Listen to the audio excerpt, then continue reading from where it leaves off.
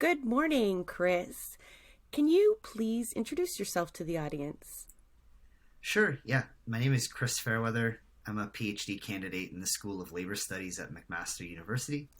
And my research is about nationalism and internationalism in the Canadian labor movement. And you're also involved in the labor movement, isn't that right? Yeah, I've been So, a union activist for a long time. I used to be a uniform member many years ago before grad school, and I was a shop steward and, as active in that union as I was able to be. And I've been a very active CUPE member in my time as a graduate student and teaching assistant. And for the last year, I've had the very difficult privilege of leading my coworkers as president of the CUPE local at McMaster. a difficult task.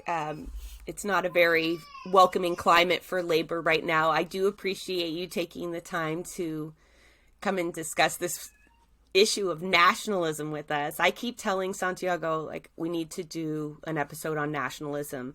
When we talk about the convoy or whatever word anybody has for it now, we hint at it, but we've not really gotten into it because it deserves its own hour at the very least. There's just so much to unpack. So I appreciate having an academic and an activist on to help us kind of chew through this. I'll just open with a warning, and I let you know as well. Like, I'm a staunch anti-nationalist, and I don't think I always was. No, I certainly wasn't always. And there's still moments where, the Canadian men are playing soccer, and I am super emotional about it, and it drives me nuts. But because, I'm kind of trying to suppress it at the same time. But I want to get into this. In this episode, we'd like to cover a lot when it comes to nationalism, particularly its impact on the working class as a movement. But I think we'll probably delve into a couple of the other issues nationalism brings up, right? So I'm just going to share something with you. I know I'm kind of dominating the beginning of the conversation here, but I Googled Canadian nationalism because I wanted to see what came up. Not because that's where I'm starting from, don't worry. Okay. Okay. And so the Canadian Encyclopedia, for example, it starts off by giving us a very clear definition of nationalism. And some of the words are key here. Nationalism is the doctrine or practice of promoting the collective interest of a national community or state above those of individuals, regions, or other nations, right? Doctrine, practice, promoting. Those are very active words. But then as you go on, I'm not going to bore y'all with the encyclopedia version, but if you go on to the Canadian history of their own version of nationalism that they imply is void of any racist undertones. And it's very organic. It is a phenomenon. It's found in art and on the battlefields, right? That we somehow have very intimate knowledge of these battles and how they formed our national identity, right? Vimy Ridge is the classic example. It's like a real disconnect even on this. This is all in the same webpage. Yeah. In the encyclopedia. And one of the things Santiago said to me this morning was, it's so unquestioned how we learn about Canadian nationalism. Like, we don't call it that, right? What's your take on that encyclopedia entry? Like, the first part sounds good. The rest of what you said doesn't sound so good.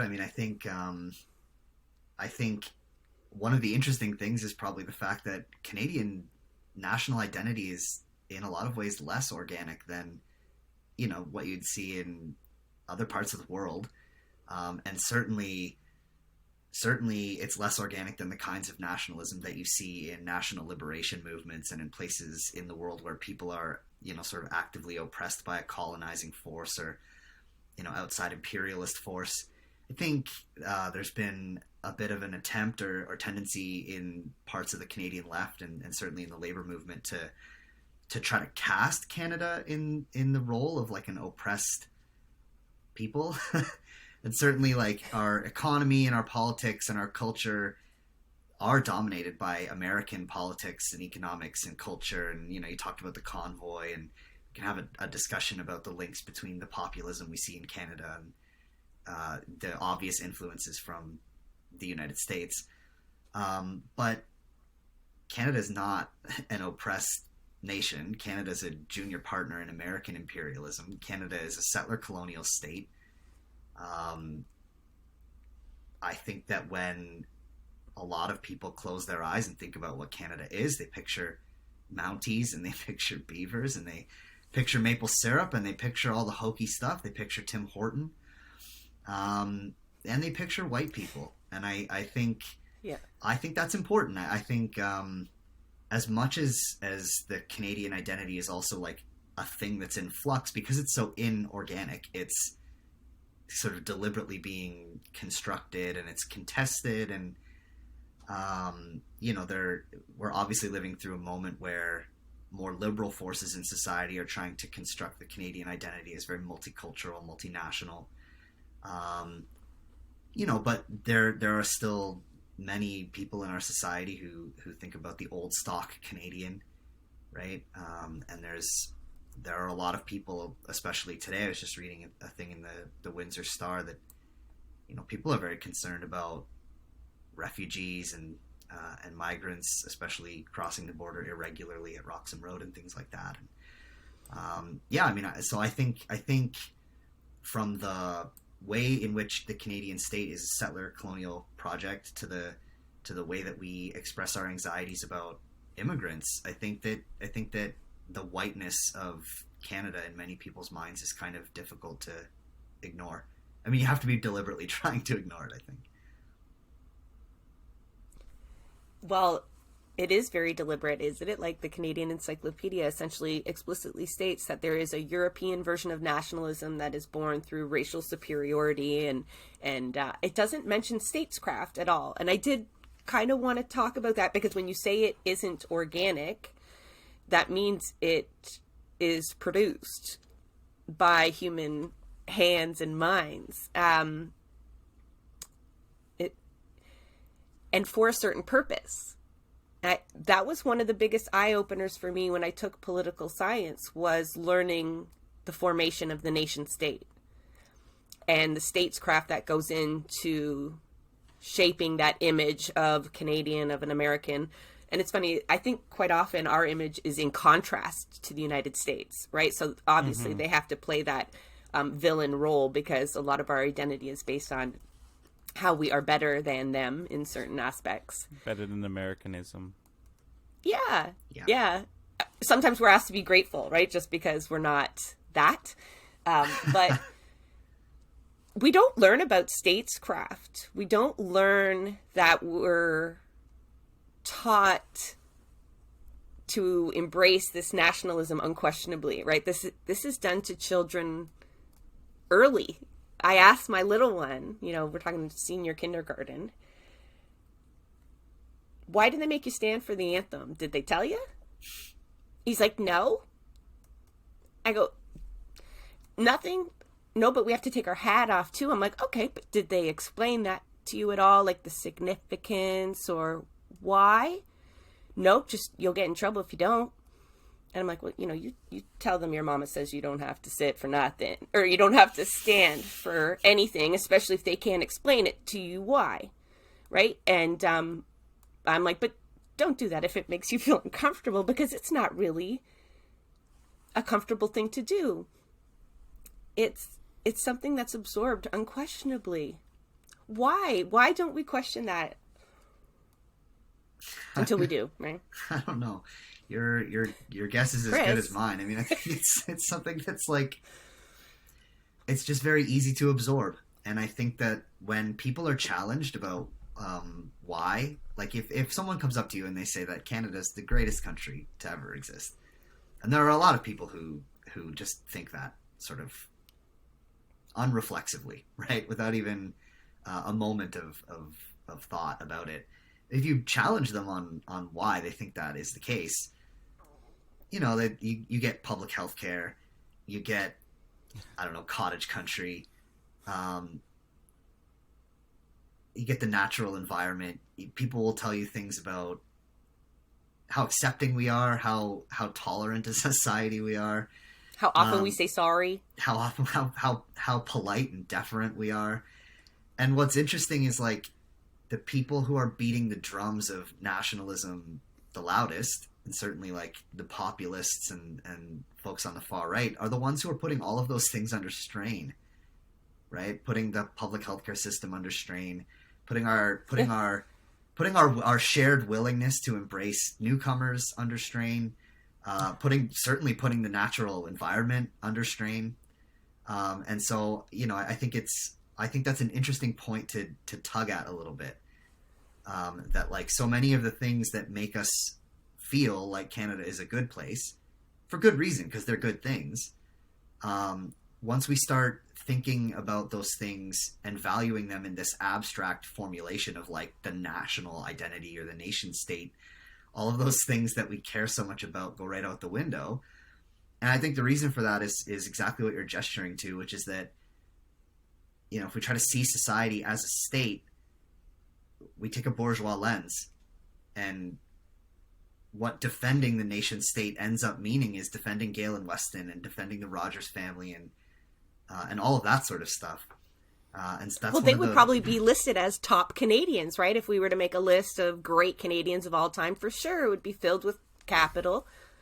Yeah, well, and at the end of the day, like when you talk about statecraft and you talk about international relations and things like that, there's this tendency to sort of see a state as this like monolith, or to see a national community as a monolith, and that like the Canadian government just does what it does on the global stage to defend Canadian interests, just sort of broadly painted. But like my interests are not the same as Gale and Weston's. In fact, I would argue that my interests are completely the opposite of his, because his interests are apparently fixing bread prices and like gouging us at a time when we're already being gouged everywhere else. And I obviously have an interest in not being gouged when I go to the grocery store. You know, but that's the reality of the way that a nation state actually operates in a system of global capitalism, is that, you know, it's the interests of the ruling class that ultimately decide the direction of the country. And that's why I think, maybe as a segue, that's like the thing that is the most dangerous about the labor movement embracing nationalism, and certainly embracing nationalism in a way that's like very uncritical, that is often completely devoid of nuance.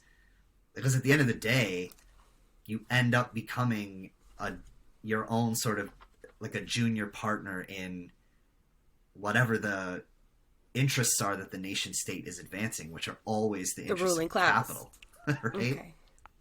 I find it interesting how all of this interacts with both how we perceive Canada in relation to the rest of the world and how the rest of the world perceives Canada, right? And one thing that has become very apparent to me is that Canadians don't really know what's happening anywhere else. We think that we're doing very well because we look at the United States and we say, as long as we're doing better than them, then we're doing okay. And likewise, the rest of the world looks at Canada and says they're better than the United States, so they must be a good place. When neither of those things are particularly true at all, and that's holding ourselves to an incredibly low standard. And I was thinking, I don't know why this brought up an old documentary I watched, but it was probably statescraft. No, I was remembering Where to Invade Next by Michael Moore, where, you know, he goes around to like different European countries and is looking at like specific policies that they do there that is different. And I was thinking about how like none of those really applied to Canada whatsoever. And like part of the message of the whole thing was that they were all won through protesting, right? And this reminds me of like some videos I was watching recently. I think it was Noam Chomsky who was talking, and it might have also been Richard Wolff, and I don't remember who it was, but the point was they were talking about how, because like part of this idea of nationalism is this idea of loving your country, right?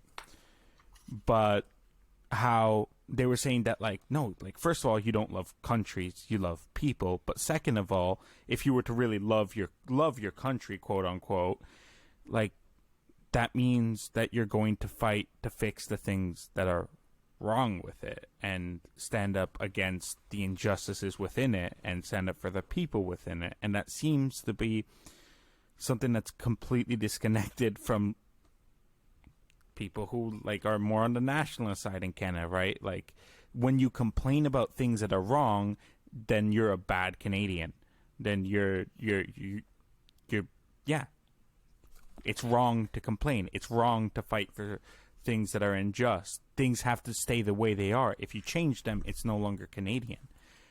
Which is a really, like, odd thing to say. Like, there's not really, like, I don't really see the logic there at all, you know? I'm going to chime in here because I think inherently nationalism is for an outward comparison. It isn't to be introspective.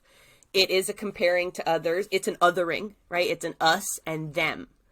And so it doesn't have you look inward purposely, right? It typically points you outward with this vision already of what is inside, an unquestioning vision that, you know, when you challenge it, you are not very popular.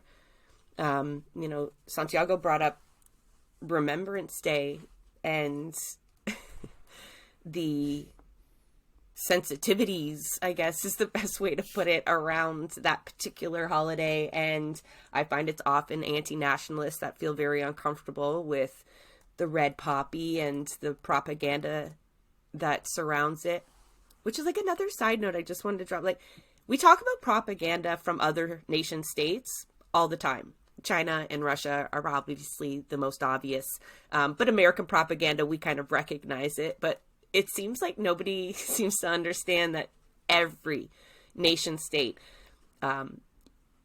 every single one, good or bad, even if you know, like, there is value in, we can talk about positive nationalism. You brought it up earlier, but even those, it's still crafted to a degree, right?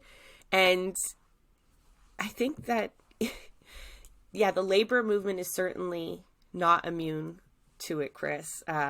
It permeates the left, and we know that labor unions aren't entirely full of progressives, right? It's just a cross-section of society. We'd like to picture them as all, you know, comrades in arms, figuratively. But how is it holding the labor movement back in particular? You know, you hinted at that, but you didn't get to develop on it. Yeah, I mean, I think, you know, I would probably sketch out, I don't know, 2 or 3 ways at least that nationalism is holding back the labor movement. I mean, it depends on what you see the goal as the labor movement as being, right? What is it? Well, what is it then? If the goal is just to, like, kind of like advance the bread and butter issues without kind of focusing on trying to make society better, and certainly if your goal is revolutionary, then certainly there's nothing revolutionary about labor nationalism. But even in terms of, like, trying to defend good jobs, I mean, I think this is the thing that gets spoken about the most, is just that, like, we need to boycott Mexican vehicles because that's where the jobs are going. And so we need to put pressure on the automakers to put more jobs here. And it's like, that hasn't worked, though. That's the strategy that you've been using for like 40 years, and it's accomplished very little. But also, there's tons of auto jobs all across the province that are not unionized. And that ought to be the focus, right? You know, rather than trying to sort of scramble to defend the thing that you already have. If your organizing strategy is strong enough and resilient enough that you're able to make all jobs good jobs, then you don't have to worry about keeping good jobs in Canada, right? And I think that in some ways it's like nationalism.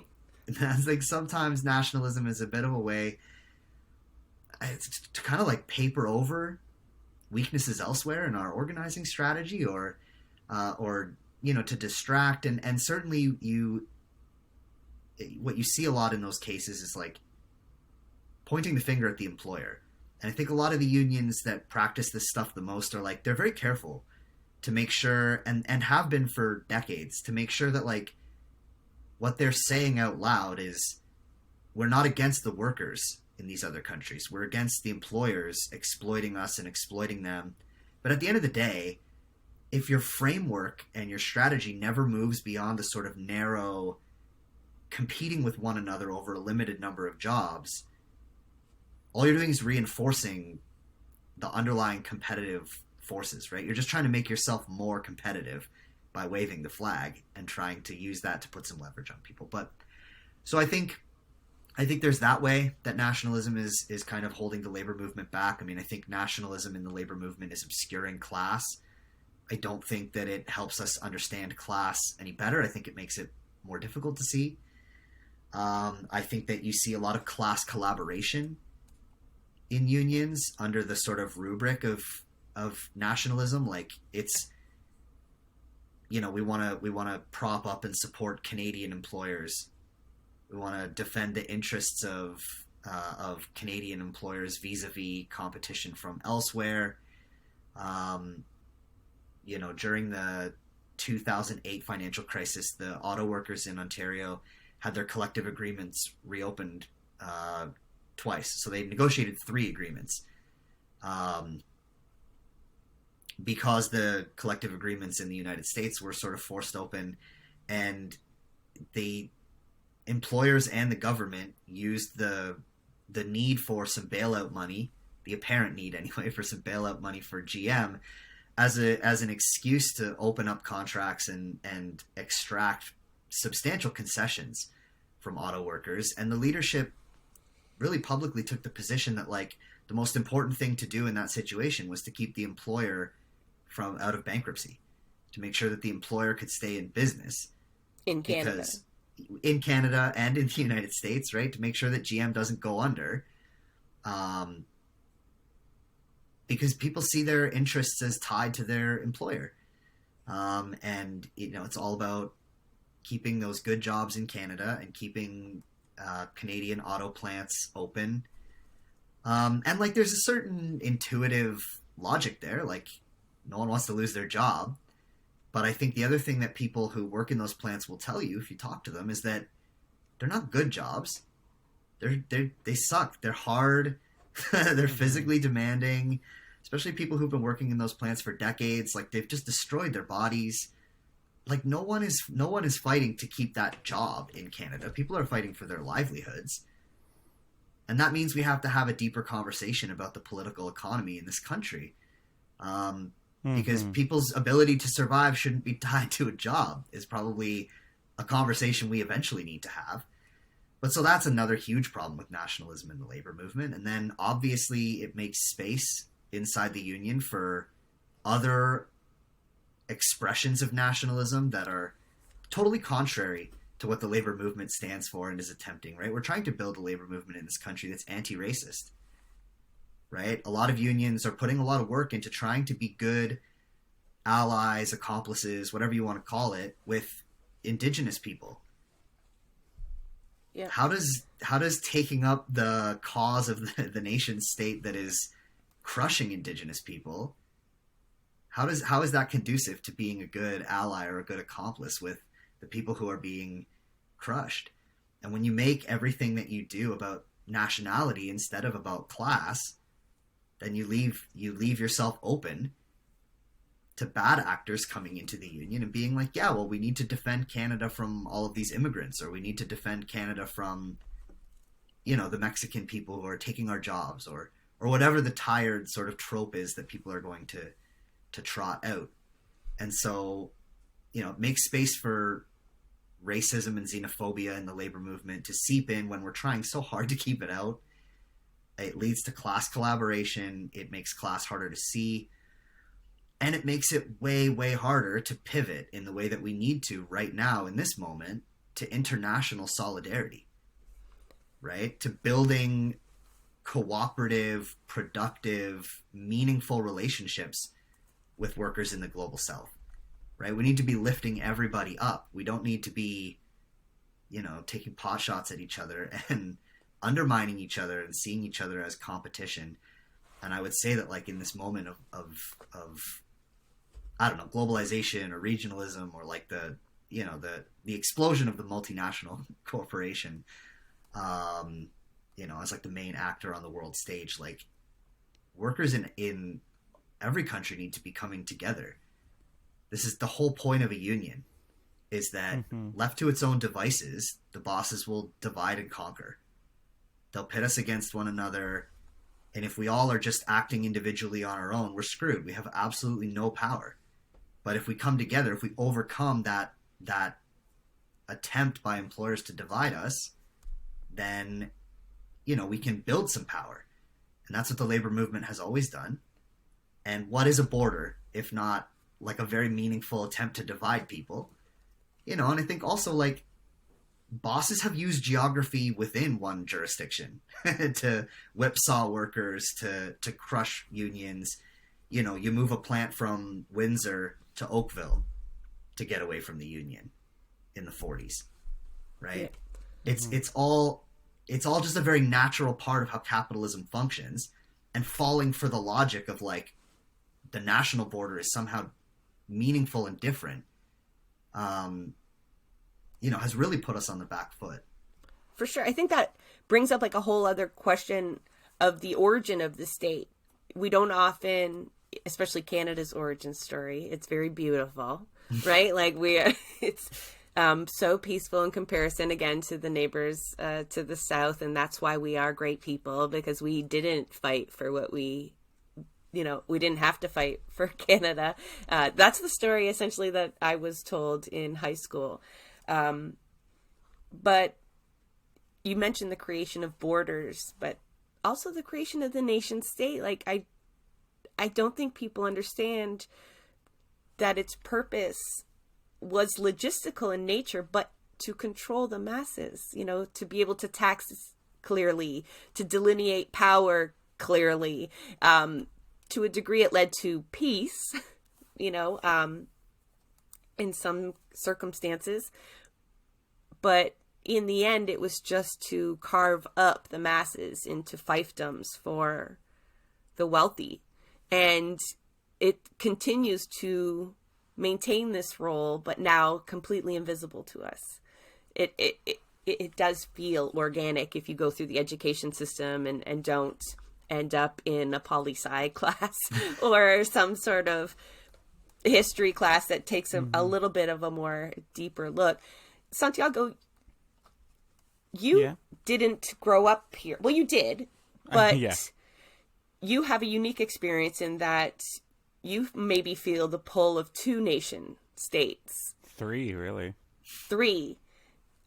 I don't understand that. Do you? From my perspective, not that I don't get how you can't just pick one. But, like, what's that like? Because, like, especially what if they play each other? That's a bit of an interesting one in Canada, because, so, like, I'm originally from Colombia, but I'm Colombo-Libanese, so Colombian Lebanese, and like, actually, now that you mention that, and I think about it, like, as a kid, like, I grew up in an Italian neighborhood, right? And it used to be that, like, I was different because I'm not, like, Italian, right? And it used to be that, like, I guess I would get kind of competitive about that. Be like, oh yeah, I fucking hate Italy, fuck the Italian soccer team, yada yada. Like you start getting into these things, and it started being that I started, like, kind of, like, embracing all things Colombian as kind of, like, a way, like, to, like, have my own identity. And then as I grew up and became more anti-nationalist, I started being like, okay, like, what really was the point of that, I guess? Like, it's just funny how, like, we use things to, like, separate ourselves from other people, and then it ended up being like over time, like, now, like, for example, like, my favorite food is Italian food, but, like, I used to, like, like, I used to, like, it's very defensive about its bolognese. No, not now. I love Italian, but you know what I mean. Like, it's like the thing that happens when you start putting up those walls is you start saying these things are not acceptable and certain things are acceptable. I can do certain things, I can't do other things. And then when you let go of it, it's like, oh, I don't have to. I can like allow myself to experience all of these different things, and you can but like that's looking at that not through like a material lens, but through more of like, a political lens. It's also like ideas. We do that with ideas, right? Things that are Canadian values are okay, but things that come from other places in the world we don't entertain in the same way because we don't allow ourselves to. And that's really what, like, if I was to break down what this all comes back to, it comes back to just stopping yourself from allowing yourself to be an open and free thinker, right? And like one of the underlying things about nationalism is this sense of pride, right? And pride can be a very dangerous thing when you don't, I think in most cases, not all cases, but when you start celebrating something and then it becomes always a threat whenever you have to force yourself to like analyze the things that are wrong with it, Like, for example, our healthcare is an excellent example of that, right? We celebrate that we have this universal healthcare system in Canada, and reality is it's one of the weakest universal healthcare systems in the world, right? Like, you compare it to a lot of the universal healthcare in European countries, ours is a lot less universal, dental care, eye care, it goes far beyond that. But the point being that it's not actually something to celebrate the way we do. And I think a lot of the hesitancy to do anything better is the fact that we were resting on our laurels about that, right? And so it's also important to like think about when we're talking about nationalism, the fact that like nationalism is one category of a certain mentality, but it happens in all things. It happens when people don't question the parties that they belong to, or or I feel like it always comes back to that. We're like, man, I see a lot of parallels. But it does, right? It does. Like, no, I'm not. And it's on the micro levels too. Like the like I live in Toronto. Like the distincts, like which neighborhoods, and then regionalism, and then like there's always the isms that like there's bigger, there's smaller, there's everything. But the point is that mentality is what unites that throughout, whichever way it appears, whether or not it's a party or a city or a province or a country or a continent or a skin color or religion or whatever it is, it's the separating of yourselves from that around you. Anyways, that's my spiel. When you mentioned using your Colombian identity as a marker, and almost railing against the Italian culture just to be able to distinguish yourself, right? That made me think of what Chris brought up much earlier when talking about the need for certain nations to assert themselves, that are still under or very oppressive rule. Indigenous nations come to mind, Palestinians come to mind. And when we talk about nationalism in the Canadian sense and it being crafted and manipulative, but also very damaging, I think we need to spend time noting that there are positive needs to nationalism in certain, and I have trouble criticizing that type of nationalism because of the circumstances. So, Chris, you want to like hit on that a little bit? You did. Yeah. I know you got an opinion. Well, it's the thorniest part. It's the thorniest part of studying this stuff, and like almost every time I go anywhere and talk about the problem of nationalism in the labor movement, the very first question is always, well, okay, smart guy, what do you think about Palestinian nationalism then? Right? Like, obviously you don't have a problem with all nationalism. And I think, like, there's two things to say. The first thing is, like, the nationalism of the oppressed is obviously different from the nationalism of the oppressor. Mm-hmm. Right? And, like, maybe the analogy that I would use is pride. Like, you've mentioned pride. I was just thinking that. And I would say, like, queer people. Oh, now we're talking about that kind of pride. I wanted to make sure we...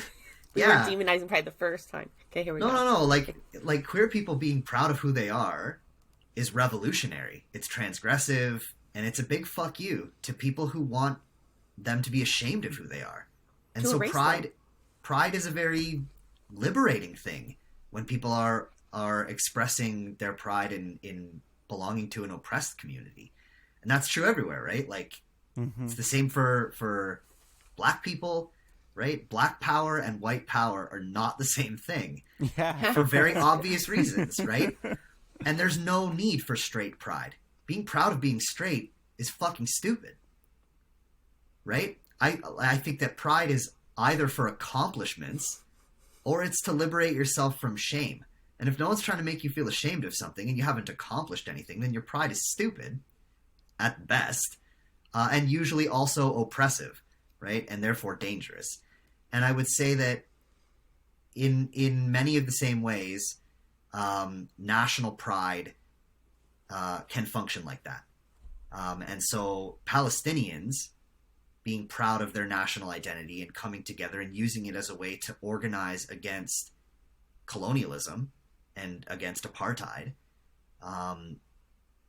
is a liberating thing.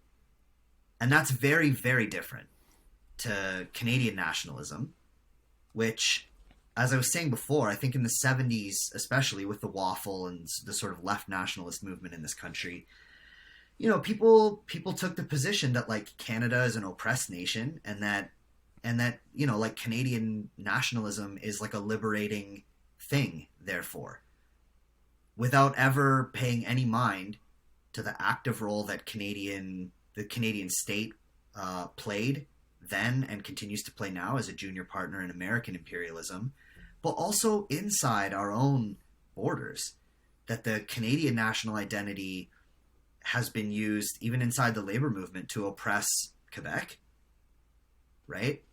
Nationalists in the Canadian labor movement opposed Quebec's sovereignty on the grounds that we need to defend Canadian sovereignty so that we can defend ourselves against the United States, right?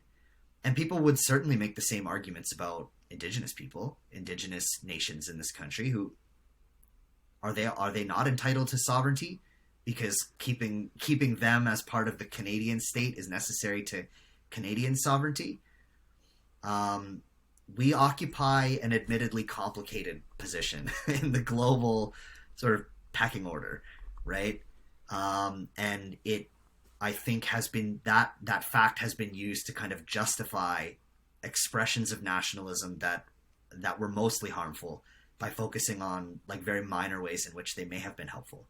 Because it is true that nationalism was maybe a motive force or certainly a justification for, like, a lot of militancy in the labor movement in the 70s and 80s and even into the very late 1990s, that you had people, you know, occupying closing plants and flying Canadian flags and sort of, you know, engaging in very militant direct action against multinational capital and using the Canadian identity as a way to organize and mobilize community support for that.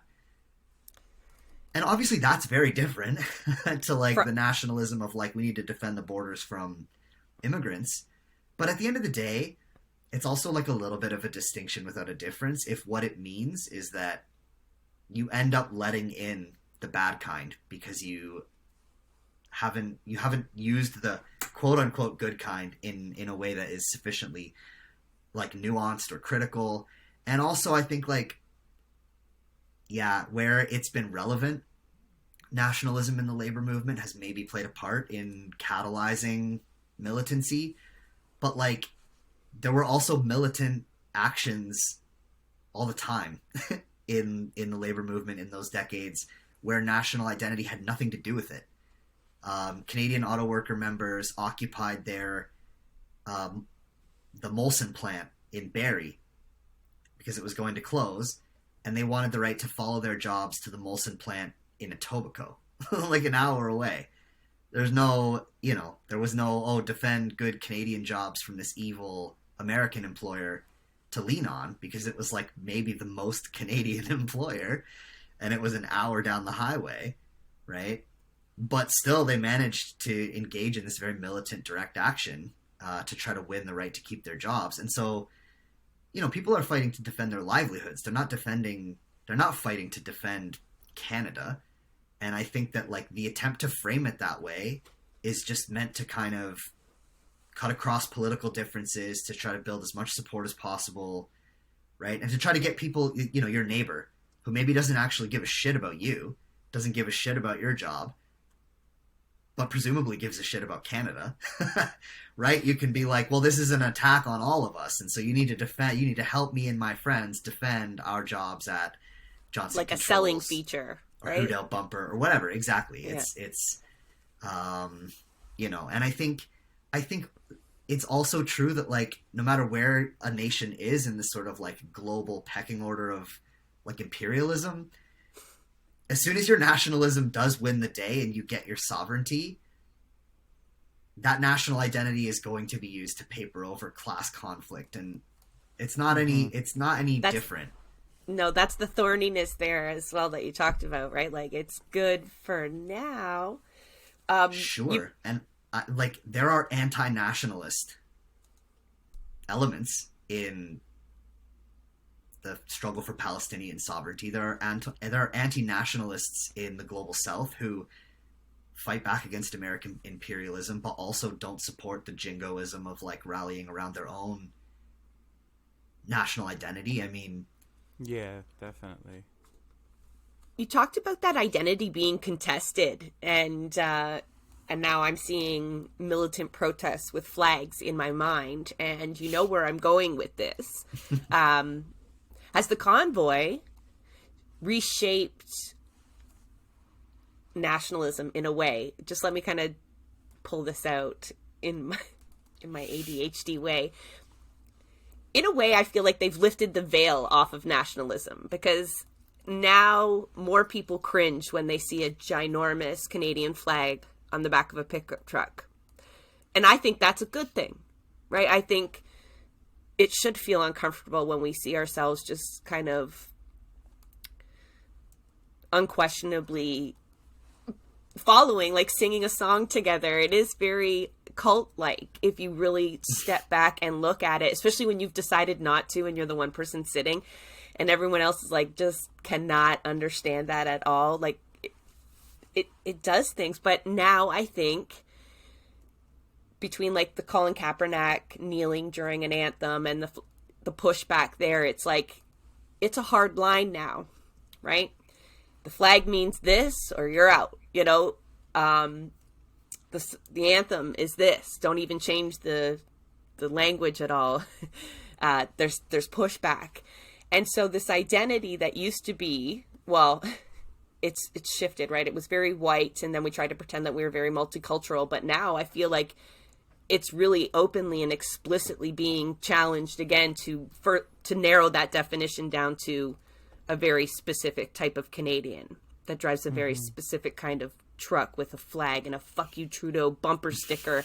And you know what I mean? And because they've adopted freedom also as their slogan too, right? And so that has real nationalist tones to it.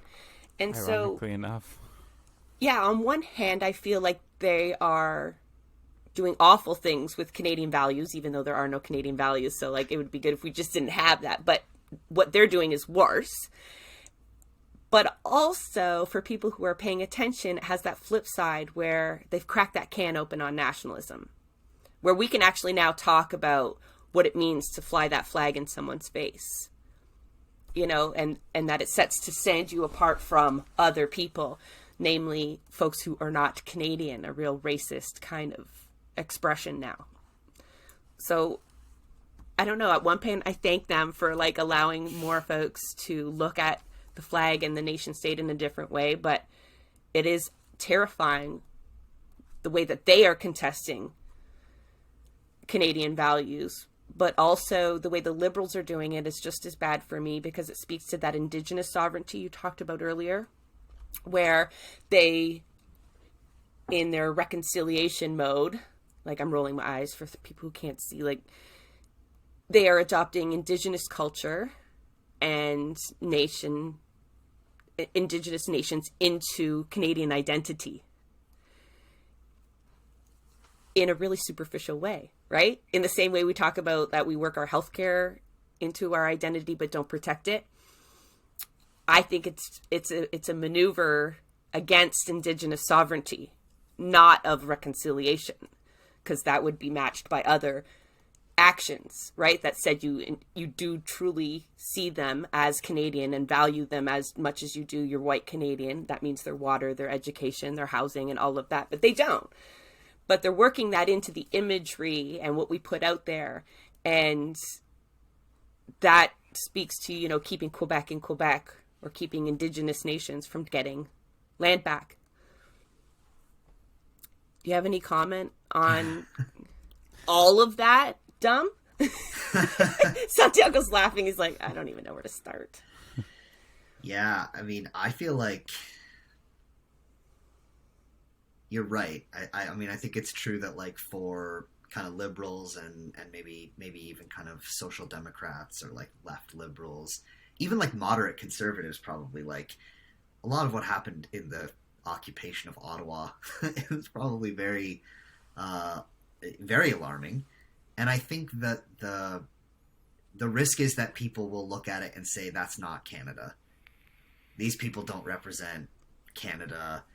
My Canadian nationalism is, it's Mounties and Beavers and, like, not getting involved in the Iraq War, even though, like, low-key we did get involved in the Iraq War. But, like, I think that for sure there are more people who are starting to kind of look at, like, I think it's true that when people see a big truck drive by with an unnecessarily giant, sometimes Canadian 2 flag or 4 hanging off the back of it, I think that people don't necessarily see that as innocuous in a way that, like, people probably would have seen that as fairly innocuous, like, 5 or 10 years ago. But I also think that, like, the whole thing is really an indication that the labor movement and the left more generally has been outflanked on a lot of things. And national identity has played a big part in allowing ourselves to be outflanked on those things, because I think that, like, a lot of what you saw in the convoy and a lot of what you see in sort of right-wing populism in Canada in general is a lot of, like, conspiracy theory kind of talk about globalists that, like, it gestures to a point that's true and important, but it never quite gets there. Maybe because people don't have the tools to get there. Maybe because people's politics are complicated and, like, people bring in their religious values or other traditional values that they grew up with, or, people gravitate towards conservative politics for all sorts of reasons, right? It's not simply one thing or the other. It's not like you watch one YouTube video and you just get, pulled completely in the opposite direction. But, like, the anti-globalization movement was our movement. Yeah. Right? And now you can't even say it because it means something else. Like, I was in a debate as a candidate and there was a PPC candidate going on about it. And I was like, what do I get? 60 seconds to reply? Yeah. What do I do? Like, you can't, but these are catchwords that people understand now, and they have other labels attached to it that you just can't unpack with most people. We don't have the time. God, that's another episode, isn't it? Globalization. Well, yeah, because, I mean, I think that, like, it's not that Canada is under attack by some, like, shadowy cabal of unknown globalist lizard people or whatever, right? It's that workers in Canada are under attack by capitalists in Canada and abroad, and that workers abroad are under attack by their own capitalist class and by the capitalist class that exists beyond their borders. And, like, Canada exports a lot of misery in the mining sector, and I think like this is another example of, like, the populists are like, oh, Canada's sending all of our money to other countries, and this is a problem. And it's like, the way that our foreign aid system works is a problem. That, like, a lot of that money is going to prop up regimes in countries where Canada has significant mining interests, Like that's a good point that needs to be like teased at. But like the overall idea that like, I don't know, liberals are just like giving away our money out of charity or something, like it's not going to the places where people need it, and it's not getting there in the ways that would help people, right? Because again, it's the Canadian state operates on the global stage in a way that advances the interests of the Canadian capitalist class, right? And you know, so you have to see things through that perspective. But again, that's very complicated, and I sympathize with your your inability to articulate all of that clearly in 60 seconds in a debate with a People's Party candidate.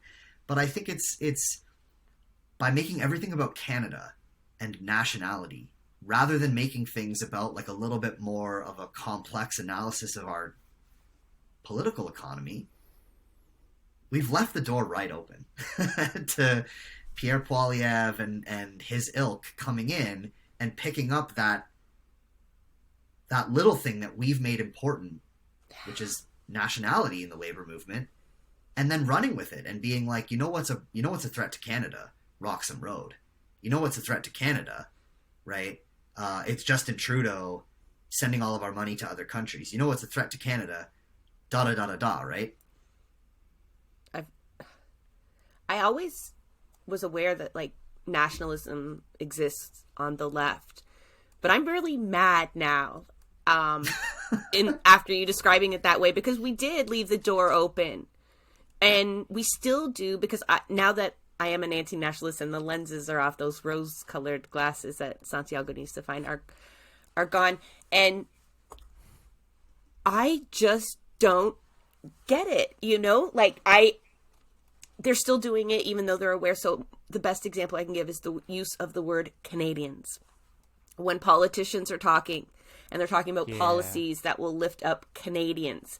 And I get that they're not talking about foreign policy, but not everybody here is Canadian, right? The policies on transit and healthcare and all of that aren't dependent on your status, but it's that reinforcing, even so small, or the imagery that we use constantly as Canada, Canada, Canada, Canada. It absolutely has fed into this.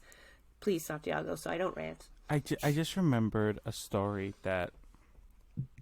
So, like, the very first time I got involved in any sort of political campaigning, my very first day canvassing on the very first store that I knocked, there was this old lady, and she saw me and was like, okay, so he's not white, and started saying about how immigrants are ruining the country, you know, all that spiel. And I remember, like, at the time, I was, like, very annoyed, and I was saying, like, you know that, like, on average, immigrants contribute more to, like, the GDP than non-immigrants. Like, Canada relies on the exploitation of immigrants in order to function as a country. No better example than that is also just the example of international students and the exploitation of international students. Our education system would not be functional without exploiting international students.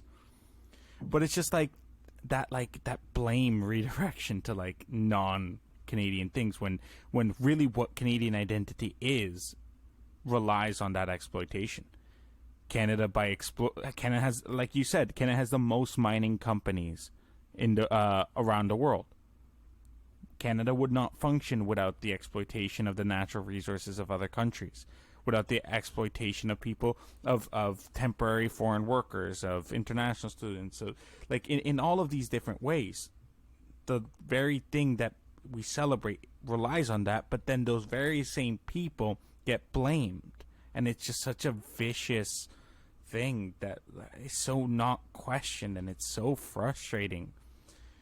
And honestly, like, it's also such a distraction from like a lot of like the important things. Like I keep talking about lately, like my thing is about how all of our essential goods and services right now are deteriorating at an alarming rate. You know, we have horrible food insecurity right now. Like 37th out of 42 wealthy nations in the world for childhood food insecurity. You know, 5.5 million Canadians are food insecure. When you look at people of color, and particularly indigenous communities, it's horrible. You know, our telecoms. We pay some of the highest in the world for internet and for phone, right? It's on everything. Like, our education is falling apart. Everything is falling apart. Yet people are still like celebrating like this nationalist identity and pride, and it's like we're so reluctant to look at what is happening in the rest of the world that we have no idea how far behind we are falling, because we just see the United States of America, which is doing so much worse, right? And that's the thing about this nationalist pride, is that we're just missing out on, like, what could be more like nationalist prideful than taking care of the people in the country. You know, we don't do that. Like, we don't take care of people who are in Canada. What the hell is there to be prideful about when, like, we're in such a horrible position right now? Like, what the hell are we celebrating? Sorry, I just... Well, come July 1st, I won't be, but that's not new. We're almost, like, kind of running into... I feel like at the 55th minute, I always get super, like, cynical, and, like, we always have to try and bring it up after that. This is good, because I have a question here on my notes that sometimes I get wrapped up in the discussion. I forget to even look at it.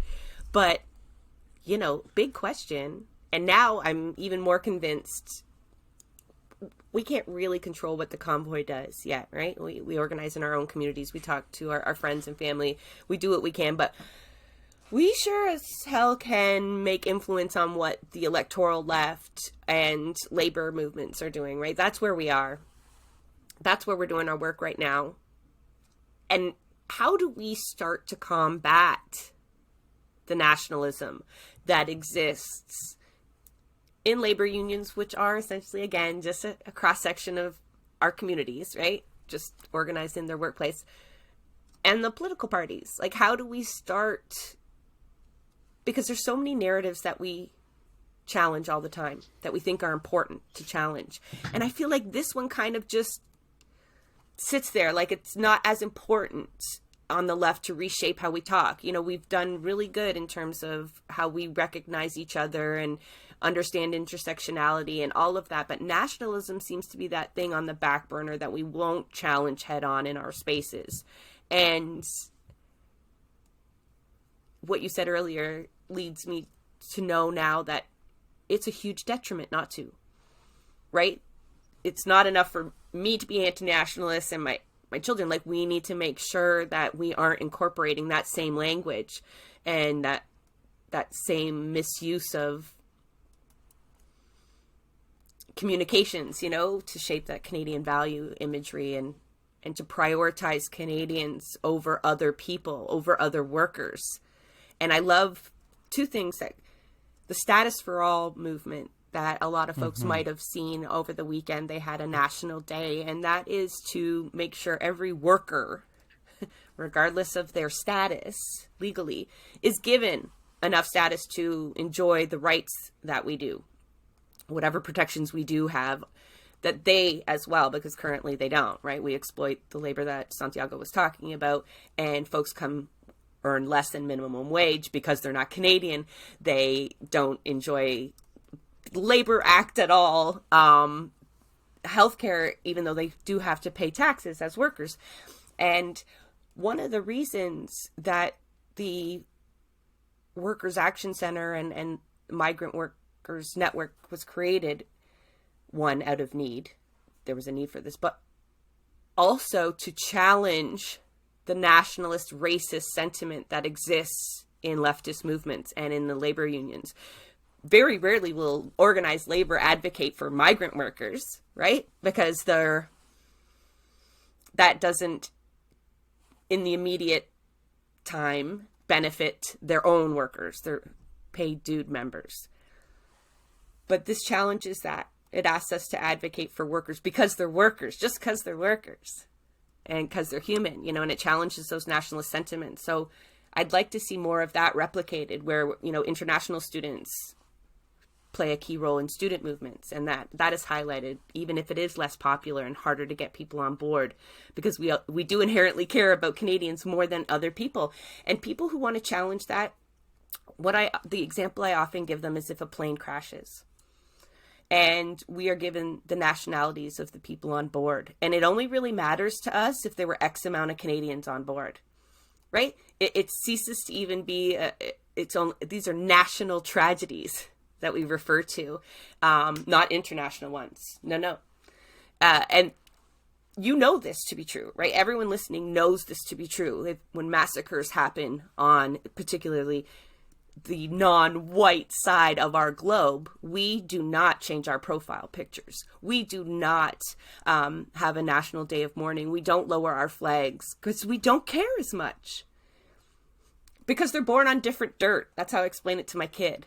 They're born on a different piece of dirt than somebody else. And that doesn't make sense to my kid. And so hopefully it stops making sense to a lot of people. But Chris, I mean, how in other ways can we just start to push back against this very popular nationalist sentiment? Not just white nationalism, not just like the far right nationalism that we definitely have to do. But if we're not fighting it on our end, then I think we have no hope fighting it in large scale. I think, I mean, I'll leave it up to you to tell us what needs to be done in terms of the party. But in terms of the labor movement, I think, I think you're right. I think internationalism is nationalism's antidote. And I think that decades of nationalism have made organizing around internationalism more difficult. But it's because it's like a festering problem that we have allowed to sort of sit untreated. And so it's going to take more and more of the antidote organizing to sort of overcome that. But yeah, I mean, we need to build internationalism. And I think that like the thing about internationalism is that it inherently implies a space for national identity and for people to feel connected to a particular nationality or to a particular culture, you know, like it and a level of autonomy. Yeah, like nationality isn't inherently nationalistic, right? Like nationalism is taking a national identity and prioritizing it over other people, right? It's politicizing it towards some political project or another.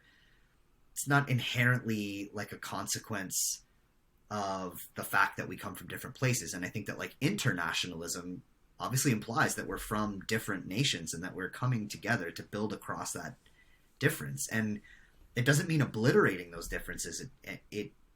And we all, I think, understand intuitively that it means respecting those differences and appreciating those differences. And, you know, in the labor movement, we'll usually start our conventions with some sort of like land acknowledgement. And maybe Indigenous people will come and perform some sort of ceremony or something like that. And internationalism isn't about like denigrating their ceremonies or denigrating their culture or being like, you shouldn't be a distinct nation. We should all just be one giant amorphous gray blob of people across the globe, right? And so, you know, I think that like... Well, we don't have to be gray. No, I just mean that like you can organize internationalism. In fact, in order to organize internationalism effectively, you have to carve out space for respecting one another's national identities. And I think that, like, as much as the national identity in Canada is, like, in many ways hokey and in many ways, you know, contested or having to be deliberately constructed and contains a lot of terrible things that should be challenged, you know, we can still be the people at the hockey rink on Saturday morning with our double-double, and it doesn't have to be an oppressive thing, right? It's a weird thing to celebrate, but like if you want to celebrate that, go nuts. I think as long as the organizing that we're doing is about not privileging that national identity ahead of others. And I think that like it's true that the labor movement has gotten much better over the last couple of decades because of the work of racialized union members on anti-racist politics. It's less acceptable to go into a union space and be like, what about the white people today than it was 10 years ago, 20 years ago, 30 years ago. And certainly it's less acceptable today to go into a union space and be like, what about the men? We're talking about the women. What about the men? Like, you'd get booed, I think, in a lot of union Hopefully. spaces for coming in and saying something like that. But like, nationality is kind of our blind spot. Yeah. Where like it is absolutely acceptable to go into a union convention and be like, we need to defend Canada from foreign threats. And I think that as much as we have built internationalism into our organizing work, and as much as the labor movement has always been an internationalist endeavor, and so, you know, the Canadian auto workers had a very long and proud tradition of internationalism, even after they left the UAW. CUPE does a lot of work with public sector unions in the Philippines. Like the labor movement is still the infrastructure is there to really build on promoting internationalism within the Canadian labor movement. It's just the commitment wanes when people are in crisis. When a plant is closing, all of a sudden internationalism isn't as important. And it's very easy to express internationalism with people in Bangladesh when a garment factory collapses. That's very easy because we don't really have any skin in the game, right? It's very easy if we were competing with those garment workers for good unionized garment jobs, it would be more complicated, I think, for people. And that's where the labor movement tends to struggle, is once we're in crisis, where we feel like we're competing for jobs, we lapse back into the nationalist kind of organizing. But I think that, like, it's like every other problem in the labor movement. The only solution is deep organizing. It's having difficult conversations with your coworkers.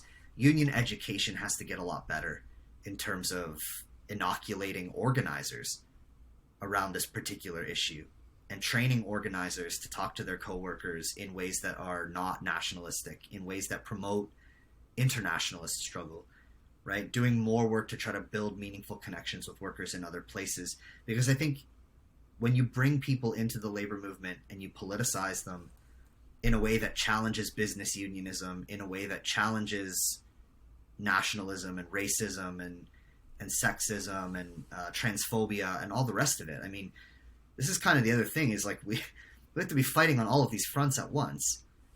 And our organizing currently, we just don't have the capacity to organize on all of those fronts all at once. We need to put more of our resources into building the capacity to do that at the level of the shop floor. And there needs to be a willingness among trade union leaders to put resources into doing that, rather than squirreling everything away for, you know, some future giant general strike or something that they also seem to not want to happen. But yeah, I think you know, if we continue to have our labor organizing be mostly around sort of bread and butter issues, and to be very sort of reactive instead of proactive, if we continue to treat the members of our unions, as we do in a lot of corners of the labor movement, as like a passive element, to be mobilized when we're in bargaining or to be mobilized when there's some sort of political crisis, but otherwise to just sort of go back to work and do their jobs, then it's going to continue to be a problem. And so I think that, like, in order to confront nationalism in the labor movement, you know, we have to rethink a lot more than just that about how we organize ourselves as workers. Because, yeah, you talk about nationalism erasing class lines. I imagine starting there, erasing those national lines to a degree, would go a long way, because that's one of the struggle we know the labor movement has, is not being able to mobilize everybody when needed. You know, strike pay aside, I mean, in other moments, and when it maybe doesn't matter to them, and it's a lack of working class consciousness that permeates everywhere, right? But I think for too often we've thought of those as two separate issues.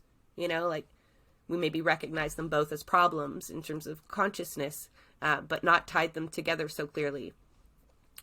Santiago, do you have any last questions for Chris? Like 20? Just because of, I do have one kind of not so serious last question, I guess you could say, Good. is that can you be anti-nationalist and still cheer for the Canadian national team when it's soccer season? Like, is that okay? Because that's something, like, I'm incredibly anti-nationalist, but the second the game comes on, you know, oh boy. I either cheer for Canada or against the United States. Oh, Depends on what's going on. Yeah, I don't know. I think a lot of that question is just it's between you and your maker. But I think it doesn't feel right, Chris. It doesn't. Not now. like I've been studying this question for a long time. I've been thinking about this question for a long time, and like I watched the World Juniors over the winter break, and like when Connor Bedard scored that goal against Slovakia, I jumped out of my seat like everybody else did. You know, I think you just have to be reflexive about it, and I think, like, you know, yeah, you can absolutely cheer for your country in the in the World Cup, and then, you know, turn around and tell your coworkers Canada sucks. That overall, that's gonna be my bumper sticker. There's probably more to challenge than there is to celebrate, but sounds good.